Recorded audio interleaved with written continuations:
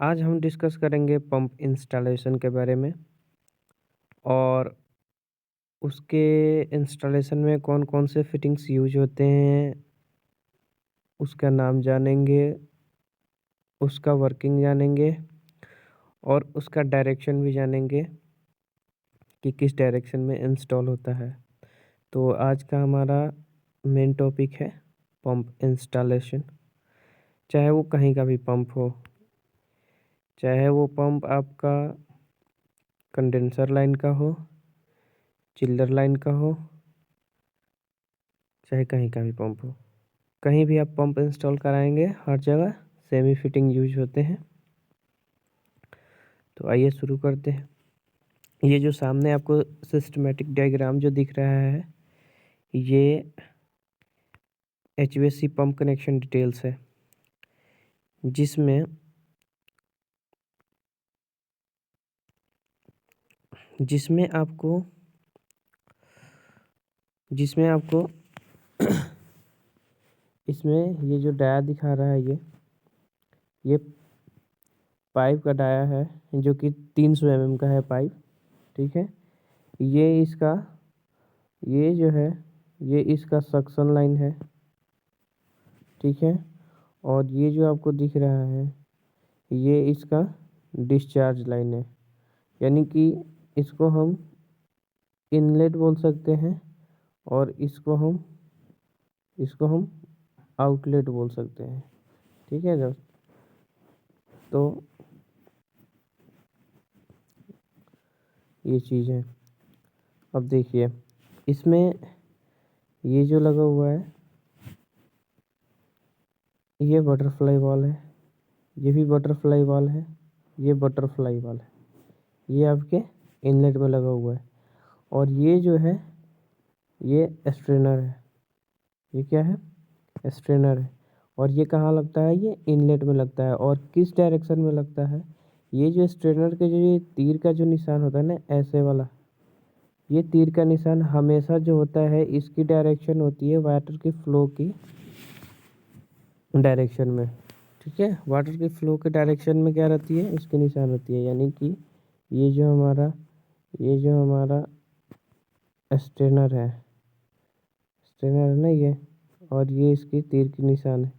तो ये जब रहेगी ये फ्लो के डायरेक्शन के जिस तरफ फ्लो होना है उसी डायरेक्शन में इसकी ये सिंबल होगी। तो ये साइड पे जो इंस्टॉल हो रही है स्ट्रेनर, तो हम इस तरीके से पहचान सकते हैं कि जो हमारा इंस्टॉलेशन पंप में लगाया गया है स्ट्रेनर, वो सही डायरेक्शन में लगाया गया है, नहीं लगाया गया है। इस तरीके से हम इसको पहचान कर सकते हैं। यानी कि स्ट्रेनर का डायरेक्शन जब भी होगा वो वाटर के फ्लो रेट के डायरेक्शन में होगा। मतलब जिस जिस डायरेक्शन में हमारा वाटर फ्लो कर रहा है उसी डायरेक्शन में क्या होगा? स्ट्रेनर का इंस्टॉलेशन होगा। ठीक है, और यहाँ पे देखिए, ये जो आपको दिख रहे हैं ये आपके गेज हैं। ये गेज हैं, इसमें टेम्परेचर गेज और प्रेशर गेज दोनों इस्तेमाल किया जाता है। टेम्परेचर गेज इसलिए इस्तेमाल किया जाता है कि पंप से जो वाटर सर्कुलेट हो रहा है उसका टेम्परेचर क्या है, उस वाटर का टेम्परेचर क्या है, वो चीज़ जानने के लिए। और इसमें प्रेशर गेज इसलिए लगाया जाता है ताकि हमें पता हो सके कि उस पाइप के अंदर जो पानी का फ्लो रेट है उसका कितना प्रेशर है, वो कितने प्रेशर से उस पंप के नीचे उस पंप के अंदर जो है वाटर सर्कुलेट कर रही है। ठीक है, उससे ये पता लगता है। तो ये चीज़ हो गया, ये आपको समझ में आ गया। अब देखिए, ये तो आपका इनलेट था, ये तो आपका इनलेट था। अब आउटलेट की फिटिंग्स भी देखते हैं। और ये जो आपको ब्लैक कलर का दिख रहा है ना दोस्त, ये ब्लैक कलर का जो लगा हुआ है ये होता है फ्लेक्सिबल बिलो। इसको हम टेक्निकल भाषा में फ्लेक्सिबल बिलो बोलते हैं। और इसका इस्तेमाल क्यों करते हैं? तो इसका इस्तेमाल दोस्त इसलिए करते हैं क्योंकि फ्लेक्सिबल बिलो लगाया जाता है इस पर्पज़ के लिए कि हमारा ये जो पंप जब चलता है ना, ये पंप जब चलता है तो काफ़ी वाइब्रेशन होती है। इस पंप के अंदर काफ़ी वाइब्रेशन होती है। इस वाइब्रेशन को इस पाइप तक ही सीमित रखने के लिए, इस पंप तक ही सीमित रखने के लिए हम दोनों तरफ क्या लगाते हैं? फ्लेक्सिबल बिलो लगाते हैं। इस फ्लेक्सिबल बिलो लगाने से हमारा पंप का वाइब्रेशन जो होता है वो पंप तक ही रह जाता है, वो पाइप हेडर से मतलब बाहर नहीं जा पाता है। इसलिए दोनों तरफ क्या लगाते हैं, फ्लेक्सिबल बिलो लगाते हैं। तो आप देख सकते हैं इस सिस्टमेटिक डायग्राम में क्या दिखाया गया है, दोनों तरफ 2 4 6 यानी कि 6 नोज हमारा फ्लेक्सिबल बिलो दिखा रखा है पंप के इनलेट और आउटलेट में। ठीक है, तो ये प्रेशर गेज और टेम्परेचर गेज भी क्लियर हो गया है, स्ट्रेटनर का डायरेक्शन भी क्लियर हो गया है। और यहाँ पे ये आपको बटरफ्लाई लगे हुए हैं, ये तो नेसेसरी है लगा रहना। उसके बाद देखिए दोस्तों, ये जो आपको दिख रहा है ना ये डायरेक्शन, ये है एनआरवी का, यानी कि कभी भी जो डिस्चार्ज होता है, जो आउटलेट होता है, पंप का आउटलेट होता है, उस आउटलेट में NRV NRV N R V इस वाल्व का लगना बहुत ही इम्पोर्टेंट चीज़ हो जाता है। क्योंकि बिना एनआरवी का उपयोग किए हम पंप को अगर लगाते हैं तो दोस्तों हमें बहुत बड़ा नुकसान हो सकता है, और उस नुकसान को झेलने के लिए हम तैयार रहेंगे अगर हम एनआरवी को यूज़ नहीं करते हैं पंप इंस्टॉलेशन में। तो देखिए वैसे एनआरवी का वर्किंग प्रिंसिपल होता क्या है। जैसे हमारा जो पाइपलाइन है, पाइपलाइन में हमारा डिस्चार्ज हो रहा है, यहाँ से क्या हो रहा है, आउटलेट जा रहा है। अचानक से हमारा सिस्टम बंद हो गया, यानी कि हम पंप बंद कर दिए, तो क्या होगा, जितना पानी ऊपर की तरफ चढ़ाया रहेगा पंप, वो क्या होगा, बैक फ्लो होगा।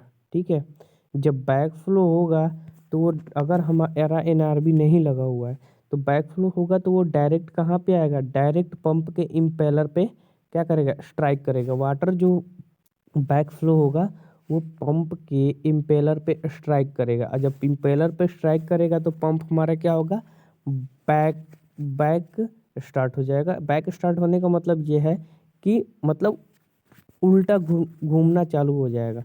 और जब उल्टा घूमेगा तो हो सकता है कि वो वाटर का जो फ्लो होगा, फॉल होगा इम्पेलर के ऊपर, उसके ऊपर इफेक्ट पैदा कर सकता है, इम्पेलर को तोड़ सकता है ना। तो हमारा इम्पेलर बचा रहे और काफ़ी दिन तक चलता रहे, उस चीज़ को चलने देने के लिए और हमारा इम्पेलर बचाने के लिए हम यहाँ पे क्या यूज करते हैं, एनआरवी यूज करते हैं। तो दोस्तों ये आपको एनआरवी भी समझ में आ गया होगा कि एनआरवी क्या चीज़ हो जाता है और क्यों यूज होता है और कहाँ यूज होता है। एनआरवी हमेशा डिस्चार्ज में यूज होता है, जो पंप का डिस्चार्ज होता है वहाँ पे यूज होता है, वो भी बटरफ्लाई से पहले। ठीक है, ये समझ में आ गया आप लोगों को।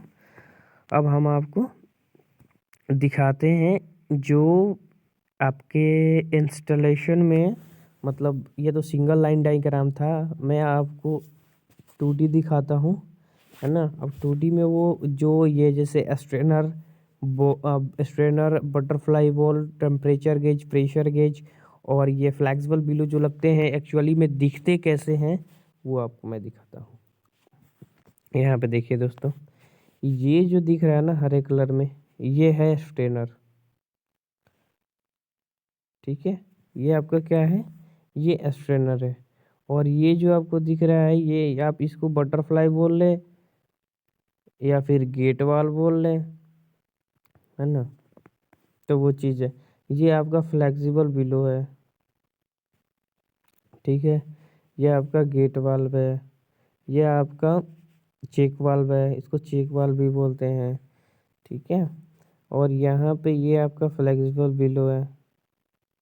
यहाँ पे आपको दोनों जगह दिख रहा है, ये आपको दिख रहा है ये टेम्परेचर गेज है, और ये जो आपको दिख रहा है ये आपका प्रेशर गेज है। ये आपका पंप है। ये जो इसका दिख रहा है ये इसका फाउंडेशन है, यानी कि नीचे क्या किया गया है, कंक्रीट बनाया गया है, और कंक्रीट पे इसको क्या किया गया है, ग्राउट किया गया है नट फास्टनट से, ताकि आपका जो पंप हो जो चलते वक्त इधर उधर ना हो सके। ठीक है, तो ये चीज़ है। ये भी समझ में आ गया आपको पूरा, मतलब सिस्टमेटिक डायग्राम जो है इससे भी आपको समझ में आ गया होगा। अब आइए आगे देखते हैं। अब देखिए, अब जो पंप इंस्टॉलेशन में हमारे फिटिंग्स जो यूज होते हैं, जैसे आपके बटरफ्लाई हो गया, स्ट्रेनर हो गया और आपका एनआरवी हो गया, फ्लेक्सिबल बिलो हो गया, है ना? उसमें रिड्यूसर का भी यूज होता है। तो यहाँ पे देखिए, यहाँ पे ये रिड्यूसर 2 है। 2 तरह के रिड्यूसर होते हैं। एक एसेंट्रिक रिड्यूसर होता है और दूसरा कॉन्सेंट्रिक रिड्यूसर होता है। तो एसेंट्रिक रिड्यूसर में क्या होता है ना, एक साइड से रिड्यूस हुआ रहता है। एक साइड से रिड्यूस होने का मतलब ये है, जैसे मान लीजिए कि ये हमारा रिड्यूसर है, ठीक है? और यहाँ से सिर्फ एक साइड से क्या हुआ है, रिड्यूस हुआ है। और यहाँ से एक साइड से आपका ऐसे सीधा रहता है और एक साइड से सिर्फ रिड्यूस हुआ रहता है। तो इसको क्या बोलते हैं? इसको बोलते हैं एसेंट्रिक रिड्यूसर। एसेंट्रिक रिड्यूसर, इसको ईआर बोल सकते हैं, एसेंट्रिक रिड्यूसर। और कॉन्सेंट्रिक रिड्यूसर का मतलब ये होता है कि जैसे ये कॉन्सेंट्रिक रिड्यूसर है, कॉन्सेंट्रिक रिड्यूसर का ये मतलब कि चारों तरफ से, यानी कि चारों तरफ से क्या हो, पाइप का माउथ रिड्यूस होके छोटा हो गया हो, उसको क्या बोलते हैं? Concentric reducer. यानी कि चारों तरफ से, यानी कि जैसे ये हमारा पाइप है तो ये इधर से भी रिड्यूस हुआ और इधर से भी रिड्यूस हुआ और यहाँ पे क्या हो गया, रिड्यूस होकर छोटा हो गया। मान लीजिए यहाँ पे आपका 40 का डाया था तो यहाँ पे रिड्यूस होकर कितना हो गया आपका, 25 हो गया या फिर 35 हो गया। तो ऐसे बोल सकते हैं। तो ये एसेंट्रिक और कंसेंट्रिक रिड्यूसर में कोई कन्फ्यूजन नहीं होगी, ये आपको क्लियर हो गया होगा। ये रिड्यूसर हमेशा वहाँ पे यूज करते हैं जहाँ पे हमें पाइप का डाया क्या करना होता है, चेंज करना होता है। वहाँ पे हम क्या यूज करते हैं, रिड्यूसर को यूज करते हैं। अब आज ये बटरफ्लाई वाल, बटरफ्लाई वाल आपको दिख रहा है, ये है बटरफ्लाई वाल। इस बटरफ्लाई वाल में ये इसका हैंडल है, ठीक है? और ये इसका डिस्क है। ये जो डिस्क जो होता है, ये जो डिस्क जो होता है आपको दिख रहा है कि जैसे जैसे इसको रोटेट करेंगे वैसे वैसे ये खुलेगा, ठीक है? ये भी जब खुलेगा तब ये 100% खुलेगा। ये जो है ये हमेशा क्या खुलता है, बटरफ्लाई वाल हमेशा 100% खुलता है। इस जो पार्ट है, जो इनसाइड एरिया में जो वाइट कलर का पार्ट दिख रहा है ना, ये एसेस का है। और इस पार्ट को हम क्या बोलते हैं, डिस्क बोलते हैं। ये क्या है, डिस्क। हम डिस्क से ही पहचान सकते हैं कि ये क्या है, बटरफ्लाई वाल है। ठीक है दोस्तों, अब ये हो गया हमारा बटरफ्लाई वाल। अब ये है हमारा स्ट्रेनर। स्ट्रेनर तो मैं आपको पहले फ़ोटो में जो दिखा रहा था कि स्ट्रेनर लगाने का डायरेक्शन जो होता हमारा होता है ना, यही होता है। ऐसे ही ऐसे ही लगता है, मतलब यहाँ से हमारा ये वाटर फ्लो कर रहा है, वाटर यहाँ से फ्लो कर रहा है और यहाँ से क्या हो रहा है, आउट हो रहा है। मतलब इधर से इन और इधर से आउट हो रहा है। तो ये हमेशा इसी डायरेक्शन में लगेगा। स्ट्रेनर किस डायरेक्शन में लगेगा, इसी डायरेक्शन में लगेगा। तो आपको स्ट्रेनर का इंस्टॉलेशन आपको क्लियर हो चुका होगा, मुझे लग रहा है जहाँ तक। अब आ जाइए एनआरबी। ये जो फिटिंग आपको दिख रहा है, ये जो फिटिंग आपको दिख रहा है, ये एनआरबी है। ये एनआरबी काम कैसे करता है? अगर आपका वाटर फ्लो कर रहा है, अगर आपका वाटर पंप से फ्लो कर रहा है ऊपर की तरफ, यानी कि डिस्चार्ज हो रहा है, आउटलेट हो रहा है, तो फ्लो डायरेक्शन में, वाटर के फ्लोइंग डायरेक्शन में जो डिस्क का जो कंडीशन होगा ये होगा। ठीक है दोस्तों, यानी कि ये डिस्क ओपन हो जाएगा। लेकिन जैसे ही हम पंप को बंद करेंगे तो वाटर क्या होगा, इसके ऊपर बैक फ्लो होगा ना। तो वाटर जब इसके ऊपर बैक फ्लो होगा तो ये डिस्क के जो माउथ है जो ना, क्लोज हो जाएगा, यानी कि ये इस डायरेक्शन में हो जाएगा। जैसे ही इसके ऊपर बैक फ्लो होगा ये क्या हो जाएगा, बंद हो जाएगा। तो जब ये बंद हो जाएगा तो यानी कि बैक फ्लो ऑफ वाटर रुक जाएगा और हमारा इम्पेलर ख़राब होने से बच जाएगा। तो आपका एनआरबी का इम्पोर्टेंस ये होता है। और ये जो चीज़ आपको दिख रहा है लास्ट वन, ये लास्ट वन इसको बोलते हैं फ्लेक्सिबल बिलो। इसको क्या बोलते हैं, इसको फ्लेक्सिबल बिलो बोलते हैं। यही जो है वाइब्रेशन को क्या करता है, रिड्यूस करता है, वाइब्रेशन को कहीं जाने नहीं देता है, ये यहीं पे वाइब्रेशन को क्या करता है, ख़त्म कर देता है। तो ये चीज़ क्लियर हो गया होगा। तो आइए हम आपको कंप्लीट एग्जीक्यूशन जो होता है ना पंप का इंस्टॉलेशन, वो मैं फ़ोटो के माध्यम से आपको दिखा देना चाहता हूँ, ठीक है। तो ये देखिए दोस्तों, यहाँ पे ये कंप्लीट इंस्टॉलेशन ऑफ पंप है, जिसमें सारा चीज़ आपको एकदम सिस्टमेटिक साफ़ सुथरी दिख रही है। जैसे आपको यहाँ पे क्या दिख रहा है, यहाँ पे बटरफ्लाई बॉल दिख रहा है, यहाँ पे स्ट्रेनर दिख रहा है, यहाँ पे भी आपको फिर क्या दिख रहा है, बटरफ्लाई बॉल दिख रहा है, ठीक है दोस्तों। तो स्ट्रेनर का डायरेक्शन क्या है, हमेशा वाटर के फ्लो के डायरेक्शन में आपको दिख रही है। यहाँ से फिर पानी सक करेगा और फिर ऊपर की तरफ क्या करेगा, डिस्चार्ज करेगा। तो यहाँ पे आपको जो दिख रहा है, ये आपका एनआरवी है, और फिर यहाँ पे ये क्या है, फिर यहाँ पे ये आपका बटरफ्लाई वॉल है। तो यहाँ पे जितने भी पंप लगे हुए हैं, देख रहे हैं दोस्तों, सबका इंस्टॉलेशन सेम ही है। चाहे कोई भी पंप हो, कहीं भी इंस्टॉलेशन हो, चाहे चिल्ड वाटर के लिए हो, चाहे कंडेंसर के लिए हो, है ना, चाहे कंडेंसर के लिए हो, आपको जहाँ भी देखेंगे वहाँ पे पंप का इंस्टॉलेशन जो होता है सेम होता है, फिटिंग्स भी सेम लगते हैं, ठीक है दोस्तों। आगे एक और चीज़ दिखाता हूँ, पिक्चर में आपको क्लियर करता हूँ। यहाँ भी देखिए, यहाँ भी आपको सेम वही है पंप इंस्टॉलेशन में, यहाँ भी मतलब सेम ही दिखा रहा है। आगे दिखाते हैं, यहाँ पे ये देखिए, इससे और ज़्यादा क्लियर हो जाएगा। यहाँ पे इंसुलेशन क्लैडिंग भी हो चुकी है ना। यहाँ भी आप पंप का डिस्चार्ज में देख रहे हैं, एनआरबी है, ऊपर बटरफ्लाई वॉल लगा हुआ है, सामने स्ट्रेनर और butterfly wall, temperature gauge, pressure gauge, सारे चीज़ लगे हुए हैं, ठीक है दोस्तों। तो मुझे जहाँ तक उम्मीद है आपको ये जो वीडियो है काफ़ी पसंद आया होगा।